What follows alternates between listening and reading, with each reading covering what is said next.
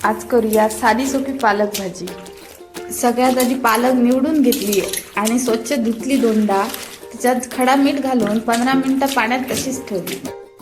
पालेभाज्यांवर वेगवेगळी खतं आणि कीटकनाशके वापरली जातात, त्याच्यामुळे पालेभाजी मिठाच्या पाण्यात ठेवणं गरजेचं असा।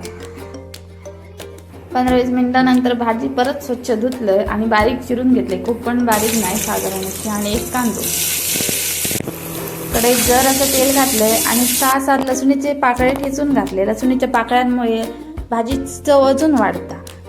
मग त्याच्यात एक कांदो चिरून घातलाय, 2-3 हिरवी मिरची घातलंय आणि तूर डाळ घातली। तूर डाळ जरा घातली, कडधान्य कसला घातला की भाजी जरा छान लागता।